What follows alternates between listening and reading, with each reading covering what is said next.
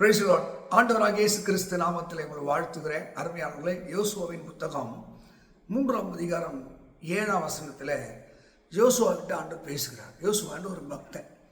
அவன் மோசே என்ற ஒரு தலைவனுக்கு அடுத்த தலைவனாக வருகிறார். இப்போ இந்த யோசுவாவுக்கு மனசுல ஒரு அச்சமும் பயம் இருக்கு. என்ன, யோசுவா என்ற தலைவனுக்கே இந்த மக்கள் நிறைய உத்தரவு பண்ணாங்க, அவருடைய வேலையை செய்ய விடலை, அவனை குற்றம் சாட்டினாங்க, அவனை முறிந்து போகும்படி செய்தாங்க. இது ஒரு அச்சம் இருக்கு. யோசுவாவும் சாதாரண இல்லை, நல்ல யுத்த வீரன், நல்ல கீழ்ப்படியில் உள்ள தலைவன், அந்த எஜமானுக்கு அந்த தலைவனுக்கு உண்மை உள்ள ஒரு சேவன். யோசுவா கூட பல இடத்துல, மோசே கூட யோசுவா பல இடத்துல மறந்து போகிறார். ஆண்டு சொன்னார், உன்னுடைய கணத்தில் கொஞ்சம் கொடு, ஆண்டு மெதுவாக அவனை உருவாக்கும், மேலே இருக்கிற ஆவியை அவனுக்கு வெயி, இந்த ஜனங்கள் முன்னாடி அவனை கொண்டு போய் நிறுத்து. மெதுவாக கர்த்தர் அவனை ஃபேமஸ் பண்ணுறார். ஒருவேளை மோசே கூட இது விருப்பம் இல்லாவிட்டாலும் தேவன் அந்த யோசுவா மேலே, அந்த உண்மையுள்ள யோசுவா மேலே வைத்த அந்த நம்பிக்கை தான் மறுபடியும் அவன் தலைமை பொறுப்பை கையில் எடுத்தபோது, நான் உன்னை விட்டு விலகுவதும் இல்லை, நான் உன்னை கைவிடுவது இல்லை, நான் மோசையோடுறது போல உன்னோட இருப்பேன் சொல்லிட்டு சொல்கிறாரு. நீ பலம் கொண்டு திடமானதாயிரு. இதை மாதிரி ஒரு நல்ல டீச்சரா, நல்ல ஒரு ஆசானா, வழிகாட்டியா இந்த உலகத்தில் யாருமே இருக்க முடியாதுங்க. இவன் ஒரு யூத வம்சத்தை சேர்ந்தவன், மோசே லேவி வம்சத்தை சேர்ந்தவன், அதுக்கு சம்மந்தமே இல்லை. ஆனால் இந்த தலைமத்துவத்தை யூதாவின் கையிலே கொடுப்பதற்கு, அந்த மோசே செய்த பொறுப்புகளை, அந்த பணிகளை செய்வதற்கு ஆண்டவர் அடுத்த கட்ட தலைவராக இந்த யோசுவாவை உருவாக்குறார். யோசுவா என்றால் ரட்சகர் என்ற அர்த்தம், விடுவிக்கிறவர் அர்த்தம். அப்போ இந்த யோசுவா பேருக்கு ஏற்ற மாதிரி அவனை ஜனங்களை விடுதலை செய்து அவங்க பாலும் தேனும் ஓடுகிற தேசத்தில் அவங்களுக்கு கொண்டு போய் சேர்க்கக்கூடிய ஒரு பெரிய பொறுப்பு இருக்குன்னா, அப்போது இந்த யோசுவாவை இன்னும் பன்முகம் உள்ளவனாக, பல திறமை உள்ளவனாக, தலைமைத்துவம் பண்பு உள்ளவனாக இருப்பதற்கு அவனுக்கு எல்லாமே இருக்குது.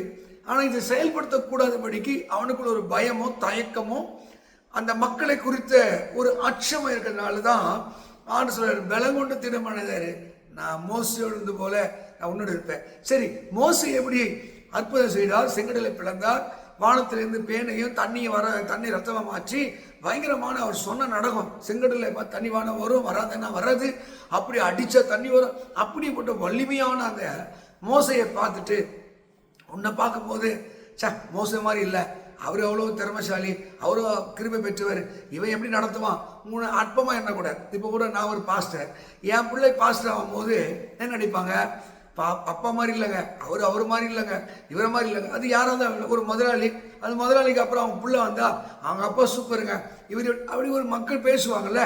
இந்த அச்சமும் பயமும் இந்த யோசுவாக்கு இருந்துச்சு. அதை போக்குறதுக்கு பாருங்க, எந்த ஜனம் உங்களை குற்றம் கண்டுபிடிக்கிறாங்களோ, யார் உன்னை பார்த்து ரொம்ப தாழ்வா எண்ணுகிறார்களோ, அவங்க கண்ணுக்கு முன்னாடி நான் என்ன பண்ண போறேன் பாரு, உன்னை மேன்மையா வைக்க போறேன். இதே இந்த சம்பவம் உங்க வாழ்க்கையில் ஒப்பிடுங்களேன். உங்களுக்கு ஒரு வேளை அச்சம் இருக்கலாம், பயம் இருக்கலாம், இந்த ஜனங்கள்லாம் நம்மளை ஏற்றுக்குவாங்களா, நம்மளை மதிப்பாங்களா என்று என்ன இருக்கலாம். இல்லைன்னா நீங்க கூட நினைக்கலாம், நம்ம எப்படி இந்த மக்கள் மத்தியிலே பிழைப்பது, வாழ்வது, நமக்கு அறிவில்லையே, திறமை இல்லையே, புத்தி இல்லையே, படிப்பு இல்லையே, ஒருவேளை எண்ணலாம். நீங்க தெய்வத்தை நம்பி பாருங்க, அவர் இடத்துல உங்க வாழ்க்கையை ஒப்பு கொடுத்து பாருங்க, அவர் தான் நம்மை அழகாக உருவாக்குவார். அவர் தான் அப்படியே தனித்தனியை செதுக்கி நம்மளை உயர்த்துகிறவர். அதான் கர்த்தரை நம்புகிறவர் செழிப்பான். உலகத்திலே வந்து எந்த மனிதனையும் பிரகாசிக்கிற ஒளி, நீங்க யாரா இருந்தாலும் உங்களை பிரகாசிக்கிற வல்லமை படைத்த தேவனா இருக்கிறார். அதுதான் அந்த யோசுவா வாழ்வில பாருங்க. இவங்க உன்னை பார்த்து பயப்பட போறாங்க பாரு, உன்னை மதிக்க போறாங்க பாருன்னு சொல்லி மக்கள்கிட்ட சொல்லு, இந்த யோர்தான் நதியை நான் பின்னிட்டு போகும்படி செய்வேன், இப்படிலாம் இதெல்லாம் செய்யுண்டு ஆண்டு அந்த யோசுவாவுக்கு ஆலோசனை கொடுக்கிறார். யோசுவா சொன்னபடியே யோர்தான் பின்னிட்டு போனது, எரிகோ இடிந்து விழுந்தது. மக்களுக்கு அந்த ஆரவாரம் சந்தோஷம் தாங்க முடியல. ஆமாம், நிச்சயமா இந்த இயேசுவோடு தேவன் இருக்கிறார், மோசையோடு இருந்து போல இருக்கிறார் என்று சொல்ல முடியான ஒரு வலிமையான பாத்திரமாய், வலிமையான மனிதனாய் தேவன் அவனை உருவாக்கி மாற்றினார். நீங்க எதுக்கு பயப்படுறீங்களோ, எதுக்கு அஞ்சுறீங்களோ, அதிலேருந்து உங்களை விடுவித்து ஒரு விசேஷமான பாத்திரமாய் மாற்றி தேவன் வல்லவராக இருக்கிறார். எந்த ஜனங்களுடைய கண்கள் முன்பாக நீங்க தாழ்வா எண்ணப்படுறீங்களோ, அற்பமா எண்ணப்படுறீங்களோ, புறக்கணிக்கப்படுறீங்களோ, அதே ஜனங்கள் நடுவே என் தேவன் உங்களை உயர்த்தி மேன்மைப்படுத்த அவர் வல்லவராக இருக்கிறார். இந்த யோசுவா 3:7 வசனத்தின்படியே தேவன் உங்களை ஆசிரித்து உங்கள் எல்லைகளை பெரிதாக்கி உங்களை தலையை உயர்த்தி மேன்மைப்படுத்துவாராக. God bless you. கர்த்தர் உங்களை ஆசீர்வதிக்கட்டும்.